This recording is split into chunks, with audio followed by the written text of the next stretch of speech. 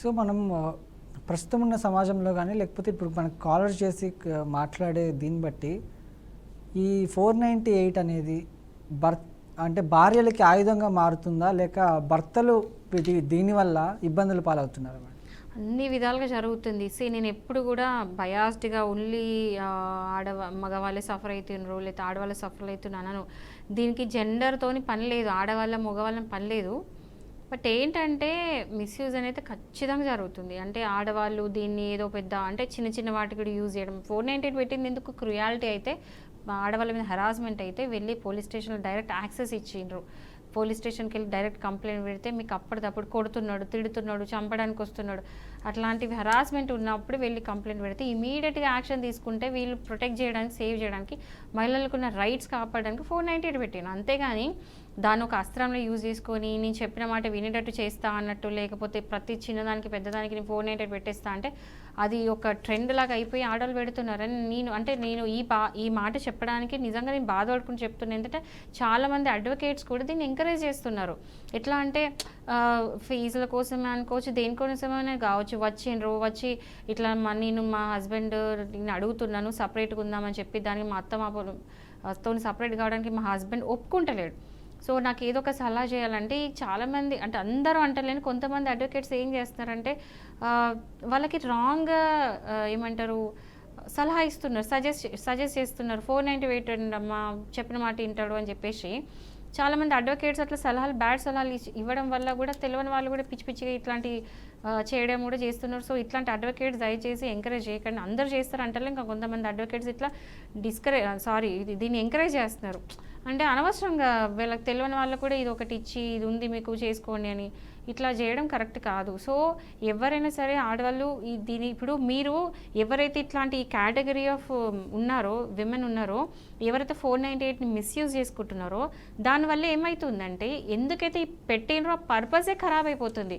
ఎందుకంటే ఎవరైతే నిజంగా కూడా క్రుయాలిటీ ఫేస్ చేస్తున్నారో వాళ్ళలోనే ఎవరు నమ్మట్లేదు. ఇప్పుడు వెళ్ళి ఎవరైతే నిజంగా జెన్యున్గా ఈ ప్రాబ్లం ఫేస్ చేస్తున్నారో వెళ్ళి పోలీస్ స్టేషన్లో కంప్లైంట్ పెడితే పోలీసులు వాళ్ళని డౌట్తోనే చూస్తారు ఇది నిజమైందా లేకపోతే ఫేకా అని. ఎందుకంటే అందరూ వచ్చి చూడరు కదా. కేసు పెట్టగానే ఫస్ట్ అనుమానం పడతారు, నిజంగా కేసు పెడుతుందా ఫేక్ కేసు పెడుతుందా అని. సో అది తేల్చుకోవడానికి టైం పోతుంది. ఆ లోపల ఆమెకు జరిగే నష్టం జరిగితే సో ఇట్లాంటి మహిళలు చేయబట్టి వీళ్ళు ఫేస్ చేస్తున్నారు కదా. అసలు 498 మొత్తం ఖరాబ్ చేసి పెట్టేసారు. దానివల్ల నిజంగా న్యాయం జరగాల్సిన వాళ్ళకి అవుతలేదు, మీ వల్ల వాళ్ళు నష్టపడుతున్నారు. సో ఇది ఒకటి తెలుసుకోండి, దీన్ని మిస్యూజ్ చేసుకోకండి. ఏదైనా సరే చట్టం ఉన్నది ప్రాపర్ యూజ్ చేసుకోవడానికి, మిస్యూజ్ చేసుకోవడం కాదు. దీనివల్ల నష్టం అనేది జరుగుతుంది. దీనివల్ల మీరు కూడా చాలామంది ఇప్పుడే చెప్తున్నా సుప్రీంకోర్టు ఆర్డర్ ఏమి ఇచ్చింది 2 months వరకు అరెస్ట్ చేయదన్నది ఎందువల్ల? దీనివల్లనే కదా. సో ఇట్లాంటి మిస్యూజ్ అనేది చేయకండి. అండ్ ఇప్పుడు మీరు అన్నారు ఆడవాళ్ళ మగవాళ్ళ అంటే నిజంగా కూడా మెన్ అంటే విమెన్ని క్రుయాలిటీకి గురి చేసే వాళ్ళు ఉన్నారు, అంటే క్రుయల్గా బిహేవ్ చేసే వాళ్ళు ఉన్నారు, హరాస్మెంట్ చేసే వాళ్ళు ఉన్నారు, లేరని కాదు. ఇట్లా ఉన్నారు అట్లా ఉన్నారు, ఈక్వల్గా ఉన్నారు అనుకోవచ్చు, ఇంకా ఎక్కువ ఉన్నారు అనుకోవచ్చు. సో దానికి నేను స్టాటిస్టిక్స్ తీసుకుంటుంది ఎంతమంది ఎంత ఉన్నారు ఎంత పర్సెంటేజ్ ఉన్నారని నేను చెప్పను. బట్ అందరూ ఉన్నారు, అందరిట్లో తప్పు ఉంది. మరో కాలర్ ఉన్నారు మేడం నల్లబల్లి నుంచి రాజు గారు నమస్కారం అండి. నమస్తే సార్. చెప్పండి సమస్య ఏంటండి? సార్ మా అక్క కొడుకు సార్ మ్యారేజ్ అయ్యి 2 years అవుతుంది. ఓకే. ఇప్పటికి ఇంచుమించు దాదాపు ఒక 8 months అవుతుంది మా అక్క వాళ్ళ కోడలు పోయి అత్తారింటికి పోయింది. పెళ్లి ఎప్పుడైందండి? పెళ్లి 2023లో మేడం. ఓకే. 2023లో అయితే మొన్న వెళ్ళింది, 8 months బ్యాక్ వెళ్ళింది. 8 months బ్యాక్, 1 year ఉన్నారు కలిసి. 8 months బ్యాక్ వెళ్ళింది. అయితే పిఎస్ లో కంప్లైంట్ అయ్యమని చెప్పి 498 కింద హరాస్మెంట్ చేస్తున్నారు, కట్నం కోసం వేధింపులు చేస్తున్నారు, డౌరీ కోసం కేసు అనేది కంప్లైంట్ అనేది చేసినామని చెప్పి పోలీసు వాళ్ళు మమ్మల్ని పిలిపించారు మేడం.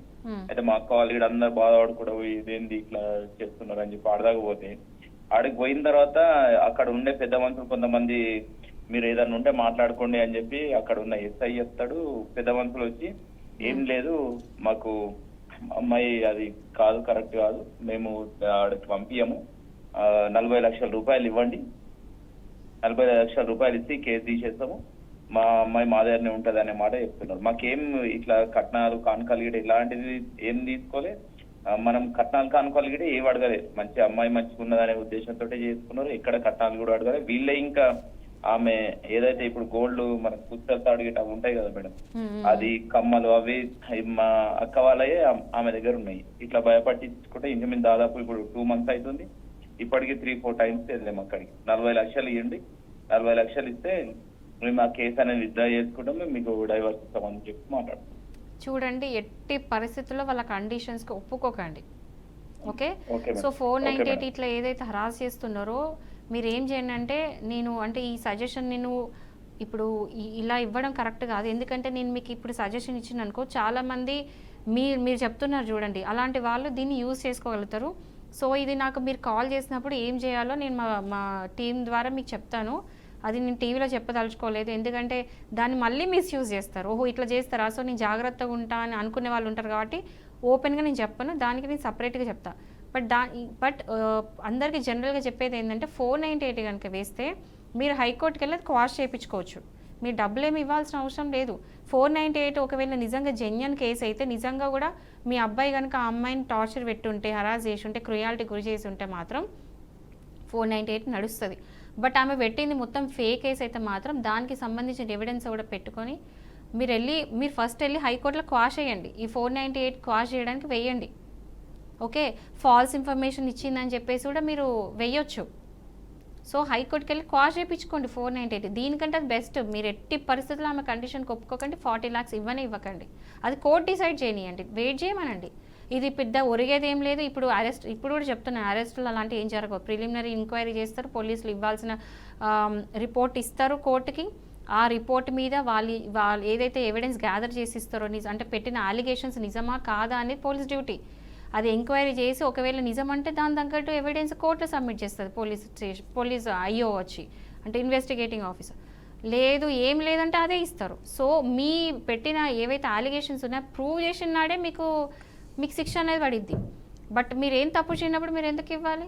ఒక్కటి ఇక్కడ ఏం చూసుకుంటారు తెలుసా, మీకు టైం అనేది నడుస్తూ ఉంటుంది. అంటే ఇన్నేళ్ళు నెలల తరబడి కోర్టు చుట్టూ తిరగండి, కానీ 40 లక్షలు మాత్రం ఇవ్వకండి.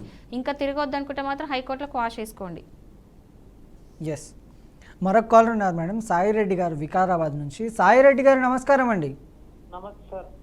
చెప్పండి, సమస్య ఏంటండి? 1975లో సీలింగ్ యాక్ట్ కింద భూమి పోయింది మేడం. ఏంటండి గట్టి చెప్పండి. సీలింగ్ యాక్ట్ కింద 11 ఎకరాల భూమి పోయింది మా నాయన పేరు మీద. ఇప్పుడు ఏ ఇయర్లో? 1975లో. 1975. ఓకే. పోయినాకలా నేను దరఖాస్తు ఇచ్చుకుంటా రంగారెడ్డికి. అదే అప్పుడు రంగారెడ్డి ఉండే మాకు. కలెక్టర్ ఆఫీస్ లో, ఎంఆర్ ఆఫీస్ లో, ఆర్డీఓ ఆఫీస్ లో ఇచ్చినాము. దరఖాస్తు లీగల్ సర్వీస్ అథారిటీకి పోయినాము రంగారెడ్డి కోర్టు. అంటే ఆడ కౌంటర్ ఇస్తే మన అదేమంటారు రేట్ పిటిషన్ ఏమన్నా హైకోర్టులో పోయినాం లీగల్ సర్వీస్ అథారిటీ.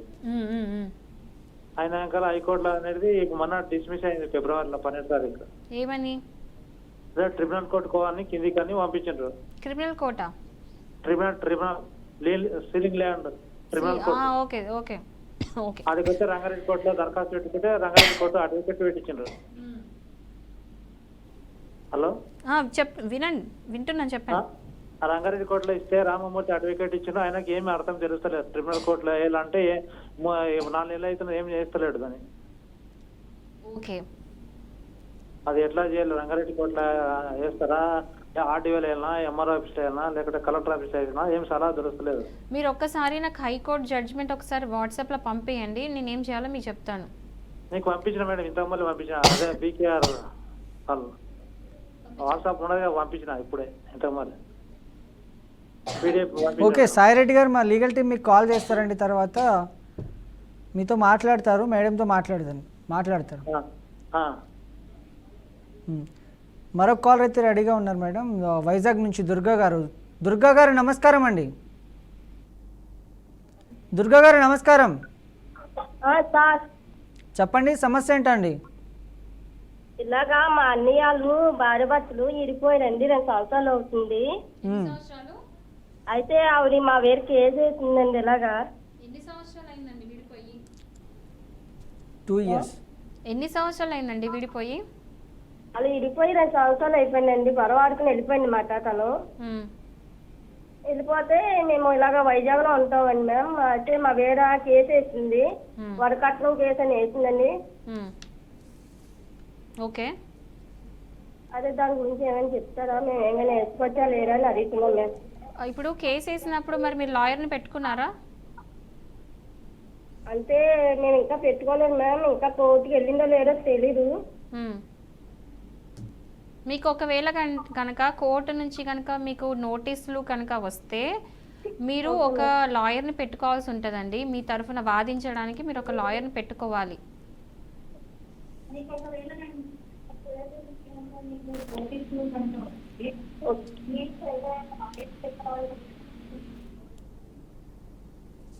ఎస్, మీ వాయిస్ సరిగ్గా లేదనుకుంటే మీరు మళ్ళీ కూడా ప్రయత్నించవచ్చు. సో మామూలుగా ఈ 498A సంబంధించి మీరు అన్నట్లు కొత్త అప్డేట్స్ కూడా వచ్చాయి. దీని ద్వారా ఎవరైతే ఈ 498 వల్ల ఇబ్బంది పడుతున్నారో ఆ పురుషులకి అంటే భర్తలకి న్యాయం జరిగే అవకాశం ఉందంటారా? ఎందుకు జరగదు? ఇది మీకు ఏంటంటే 498A కానీ భయపడొద్దు. చాలామంది 498 అబ్బో పోలీసులు పిలుస్తున్నారు, కాల్స్ వస్తున్నాయి. మెంటలీ స్ట్రెస్ ఉంటుంది అన్డౌటెడ్లీ, అందులో డౌట్ లేదు. ఇప్పుడు ఒక పోలీస్ స్టేషన్ నుంచి కాల్ వచ్చి మీ వైఫ్ మీద కేసు పెట్టిందంటే ఎవరైనా స్ట్రెస్ అవుతారు. అంటే మెంటల్ హరాస్మెంట్, నిజంగా మెన్ కూడా మెంటల్ హరాస్మెంట్. ఏం చేయకుండా ఉట్టిగా పోయి కేసు పెట్టిందంటే ఎవరికైనా మెంటల్ హరాస్మెంట్. బట్ ఏంటంటే అయినా కూడా కొంచెం కామ్ డౌన్ అయ్యి మీరు దీనికి ఏం ప్రాబ్లం కాదు, మీ దగ్గర సాక్ష్యాలు పెట్టుకోండి. ఆమె ఏదైతే కేసెస్ పెట్టిందో దానికి ఆమె సాక్ష్యాలు ఇవ్వాల్సి ఉంటుంది. ఆమె చెప్పింది అబద్ధాలని చెప్పడానికి మీరు సాక్ష్యాలు తయారు చేసుకోండి. అని ఏమన్నా ఉంటే కనుక 498 ఉంటే క్వాష్ చేయించుకోండి, హైకోర్టుకి వెళ్ళి క్వాష్ చేయించుకోండి. ఇది రెమెడీ మీకు. సో ఇట్లా క్వాష్ చేయించుకునేదని చాలామంది తెలియదు. కేసు పెట్టినగా నడుస్తుంది, అయ్యో అట్లా అని భయపడద్దు. వెళ్ళి హైకోర్టులో వెళ్ళి క్వాష్ చేయించుకోవచ్చు. అది కాకుండా ఎక్కడైతే కేసు పెట్టినో అక్కడ కూడా మీరు ఫాల్స్ ఇన్ఫర్మేషన్ ఇచ్చిందని చెప్పేసి సెక్షన్స్ వేసేసి ఫాల్స్ ఇన్ఫర్మేషన్ కోర్టుకి ఇవ్వద్దు, అది నేరం. సో అలాంటి కేసెస్ కూడా పెట్టి మీరు దాన్ని మీ కేసు మీ మీద తీపిచ్చేసుకోవచ్చు. సో భయపడద్దు. ఇట్లా ఒకవేళ 40 లక్షలు ఇవ్వండి, 50 లక్షలు ఇవ్వండి అని కానీ చెప్తే భయపడి ఎందుకు అని ఇవ్వద్దండి. అంటే చాలామంది ఎట్లా ఆలోచిస్తారంటే కోర్టు చుట్టూ తిరిగే కంటే డబ్బులు ఇవ్వడం బెస్ట్ కదా అని ఆలోచించాలన్నారు. కానీ అది కరెక్ట్ కాదు. ఎందుకంటే మీరు ఒకటి అలవాటు చేస్తున్నారు, అంటే ఎంకరేజ్ చేసినట్టే కదా. సో డబ్బులు అడగానే డిమాండ్ చేయని ఇవ్వాల్సిన పని లేదు. మీరు నిజంగా తప్పు చేసి ఉంటే ఇవ్వండి, నేను వద్దంటలేను. బట్ మీరు ఏం తప్పు చేయకుండా ఉట్టిగా ఫాల్స్ అలిగేషన్స్ పెడితే మాత్రం ఇవ్వాల్సిన అవసరమే లేదు. ఆమెను ప్రూవ్ చేయమనండి, తప్పులు ఏమనేది ప్రూవ్ చేసుకోమని చూడండి. సో టైం కొంచెం వేస్ట్ అయితే అవుతుంది, బట్ టైం వేస్ట్ కాకుండా క్వాష్ అనేది ఒకటి ఉంది కాబట్టి చేసుకోవచ్చు మీరు. ఫైనల్గా మీరు ఏం చెప్తారు మేడం? భయపడొద్దు. ఎవరున్నా సరే 498 కనుక జెన్యున్గా వేస్తే కేసు నిజంగా కూడా తప్పు చేసి ఉంటే మాత్రం ఓకే. కానీ ఎవరైనా సరే మీరు హస్బెండ్స్ ఎవరైతే తప్పు చేయకుండా 498 ఇస్తే మాత్రం భయపడకుండా కేసుని స్ట్రాంగ్గా వాదించుకోండి. వాళ్ళు అడిగినంత ఇవ్వాల్సిన పని లేదు. అండ్ ఆడవాళ్ళు అనవసరంగా మిస్యూజ్ చేయకండి 498 ఎట్లున్నా అట్లా. అండ్ ఎవరైతే నిజంగా సఫర్ అవుతున్నారో, ఆడవాళ్ళు ఎవరైతే నిజంగా క్రుయాలిటీ ఫేస్ చేస్తున్నారో మీరు భయపడొద్దు. మీరు వెళ్ళి పోలీస్ స్టేషన్ కంప్లైంట్ పెట్టండి. 498 అన్నది ఒకటి ఉంది. మీ హస్బెండ్స్ కనుక మిమ్మల్ని హరాస్ చేస్తే, ఏ విధంగా హరాస్ చేసినా కూడా భయపడకుండా వెళ్ళి పోలీస్ స్టేషన్లో కంప్లైంట్ పెట్టండి. సో అందరికీ నేను ఇచ్చే సలహా ఇది.